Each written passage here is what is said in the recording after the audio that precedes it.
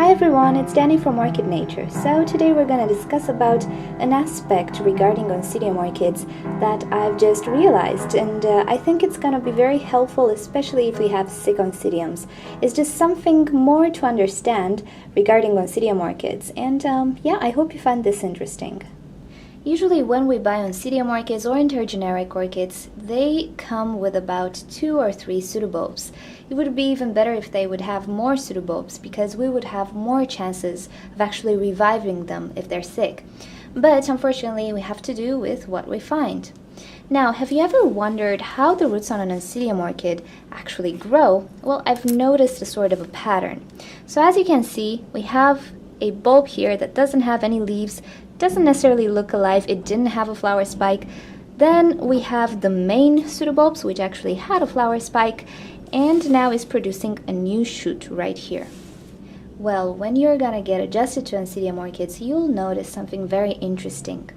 So let's presume that the orchid is sick and all of the roots are dead, and we have to cut them off. You'll notice that this back bulb or any other bulbs that are in the back here, they will not produce any more roots. Now this bulb, which had the flower spike, it will produce a few more roots, but not too many. At some point it will stop. But the main root producer will be this new growth. So I think this is very interesting because I think in nature the orchid does indeed regenerate itself, and the old pseudobulbs are only kept for storing moisture and nutrients, but they're not kept for producing roots. Now if you have a dehydrated orchid with very wrinkly bulbs, you'll notice at some point that they will start to plump, and you're gonna ask yourself, well, did everything made all the pseudobulbs made roots, or what happened? Well, what happens is this new growth will produce a massive amount of roots, which actually will feed all the bulbs in the back, which will then serve as storage devices. But the old bulbs will not produce new roots anymore. So if you have a very sick Oncidium orchid and you are forced to cut all the roots on the orchid, be extra careful that you do not damage this new growth. Be very careful that you disinfect the roots and you change the potting medium, and you avoid any sort of pests in the potting mix, because the fact that the older pseudobulbs will not produce any more roots will mean the life of this orchid will depend on the health and well-being of this new growth.